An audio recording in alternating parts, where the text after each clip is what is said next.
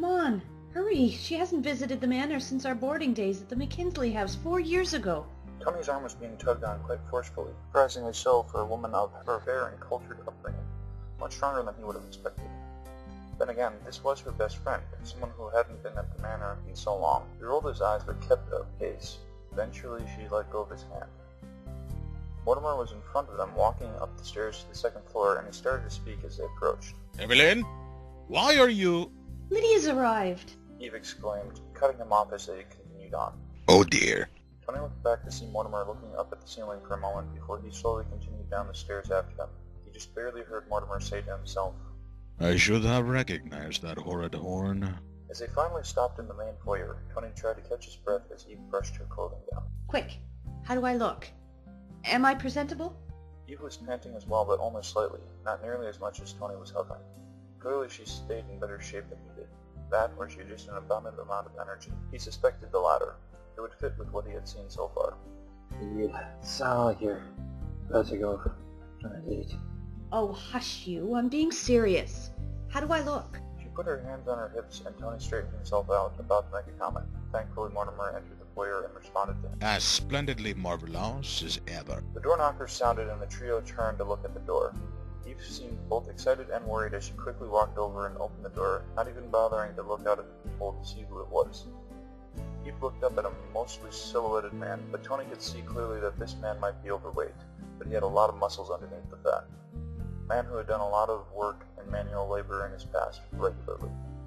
His face was covered in a thick orange beard and mustache, and although his face appeared to be a bit craggy, his eyes were soft and he had crow's feet around his eyes, evidence of a lot of smiling. He was balding atop his head, but his hair was thick and matted where it remained. Mr. Lyndell, it's been forever since I've seen you. How are you doing? Eve reached out and hugged him tightly, and the man smiled as he hugged her back. I've told you 100 times, Eve, my dear.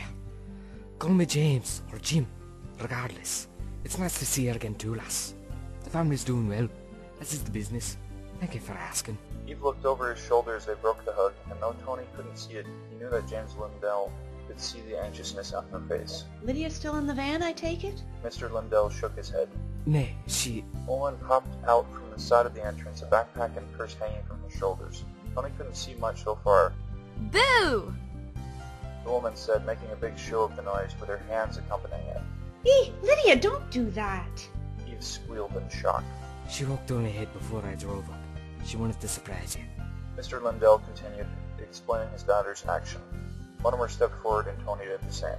She always did. A slight smile played on his face, barely visible in the shadow. Mortimer! Still in good health, I say. Thank you, sir. At this closer range, Tony could see that Lydia Lyndell's beauty was striking. She had a larger chest than Eve and was taller than her, almost as tall as Mortimer, come to think of it. Her hair was up in an odd style, almost a ponytail, were it not as spiky and higher up. Her front bangs were blue, dyed he supposed, though they had more tones and shades in them than her natural hair. Expensive. Her eyes were green like emeralds, soft yet firm. She had an unusual face, looked to be a mix of Greek and Italian features, with a little bit of her father's Celtic heritage coming through. Her clothing was simple enough, Tony supposed. A green tube top, a black and white bandana used as a scarf, brown coat with white faux fur around the collar, green sunglasses, black fingerless gloves, white pants with gray pockets, and gray shoes. Certainly strange, but not too uncommon. It fit with the current clothing trends, though the ripped knees were a tad outdated. Ha ha ha! I got you good, didn't I, Eve? Lydia pointed and laughed at Eve.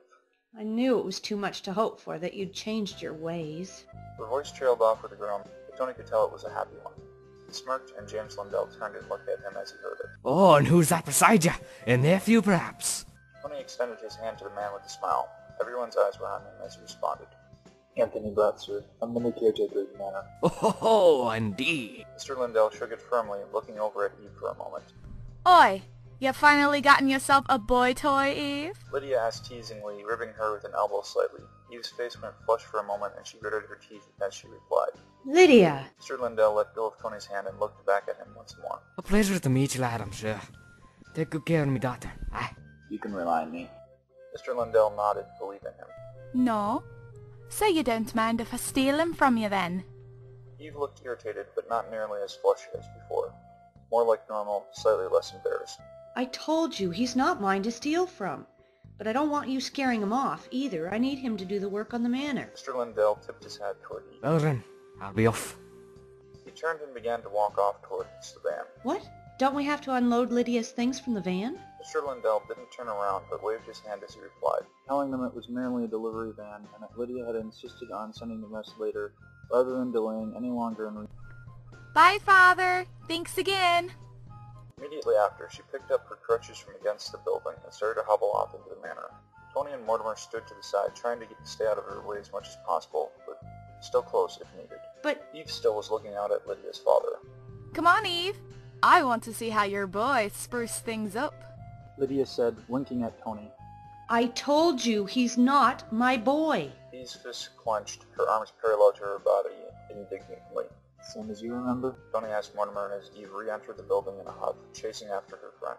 To the littlest nuance. Mortimer said, smirking. Two men started to follow after the two women after shutting the door. So, does she know about your, condition? Mortimer nodded. From the day I first met her, her family does as well, but then again, they have their secrets too, as do we all. Tony stopped in the hall, but Mortimer continued on.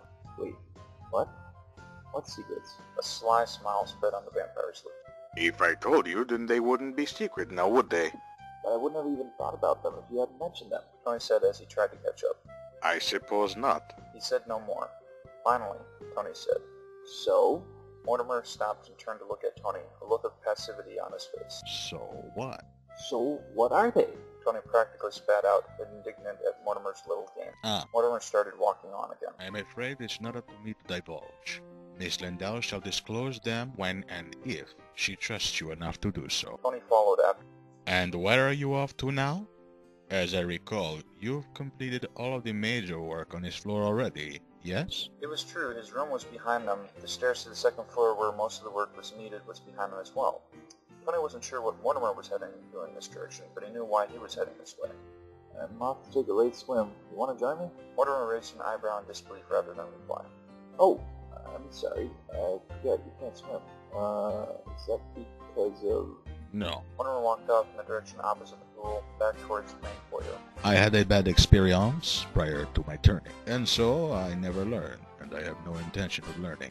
Thank you for your invitation, though. Tony watched for a few moments as the vampire walked off, and shrugged and continued on to the pool locker room, humming a song that had been stuck in his head for the past few hours.